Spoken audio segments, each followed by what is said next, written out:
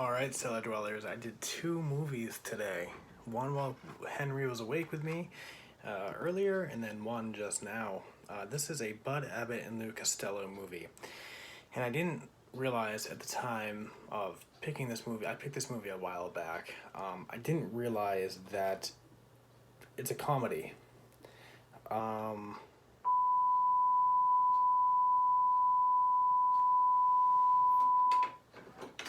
I don't know why the VCR is making that noise.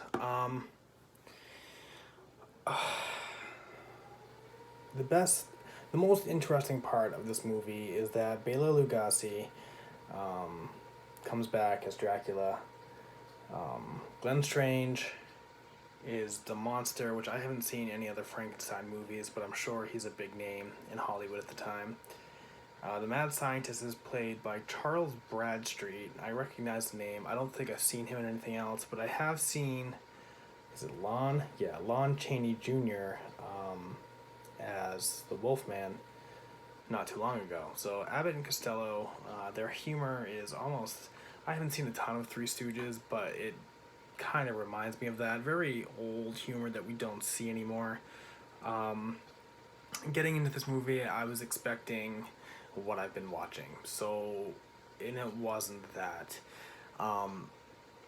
Looked it up on IMDb just to get an idea of what real critics thought of the movie. It had a budget of $800,000, relatively low budget. I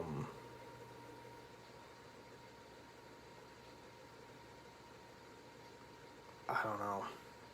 So it gets a 7.5 on IMDb, and I was going to do some research on some of the graphics that they had in it.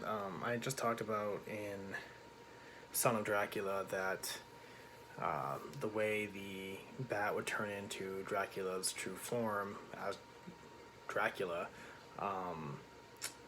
how I thought they did it. And this time the bat turned cartoonish for a second, and then Dracula appears.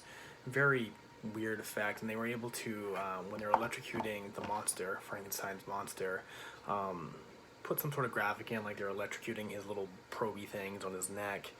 And then when they start, I'm not going to go into the full detail of the story. It was ridiculous. Actually, fuck it, whatever.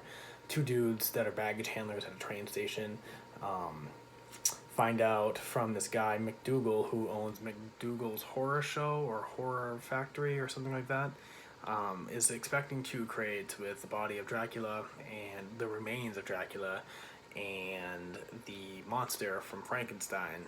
And the crates come. Wilbur, the main character, freaks out because he sees Dracula, but his buddy there doesn't believe him.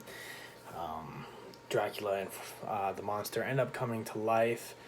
You find out through it that Dracula is trying to put a new brain into Frankenstein's monster so that the monster can be controlled by Dracula and kind of be his dude for whatever.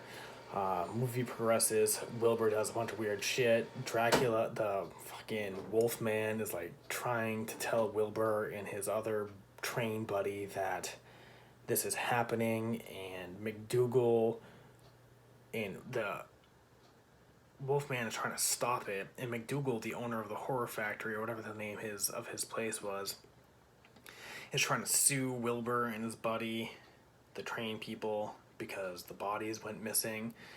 Movie progresses. There's a bunch of weird shit that happens. Dracula ends up fighting with the Wolfman, and the monster ends up chasing Wilbur and his buddy. Wilbur, it progresses. They end up getting away. The monster gets burned alive. And then Wilbur and his buddy, don't remember his name, hop into a boat. They think they're going to get away. It's like a canoe. And as they're getting away, they find out that, hey, they're welcomed by the Invisible Man who's smoking a cigarette. And that must lead into another film. I don't know. So I wasn't prepared for what I got out of this movie. Like, I'm severely disappointed. But if I have to give the movie a rating based on the criteria that I've been using, and I want to change, but I don't think I'm going to at this point. The creativity to put the three badass actors together of that time, like the three big names of horror together at that time, and having Dracula trying to control the monster with a new brain,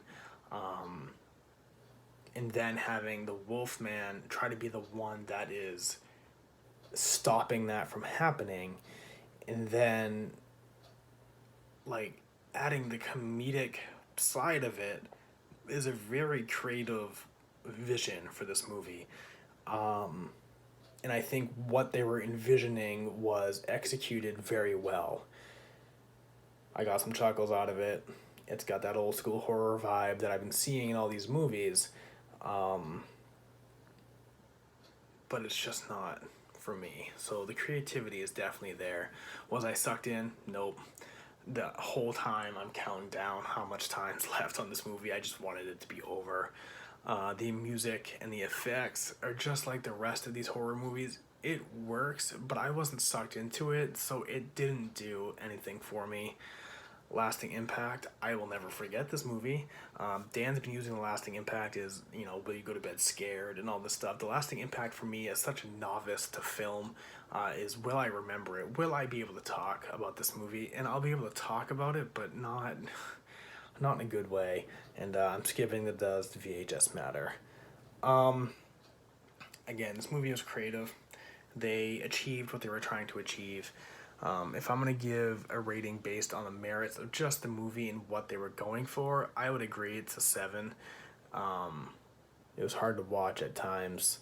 I would agree with IMDb that it's a 7. They have it at a 7.5. If I were to rate this movie on how much I liked it, like, I should really be putting that in the rating, because I have with all the other ones. I went back and rewatched a couple.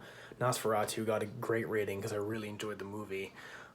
So let's a little bit, and I think based on how much I like this movie, disliked this movie, and all the other things, the great creativity, the big names they put into it, and the lasting impact of how much I didn't like it, I'm gonna give this movie a 6. It probably deserves a lot more, but I'm going with a 6. Like, ouch. I wish I watched something else. Until next time, Cellar Dwellers, peace.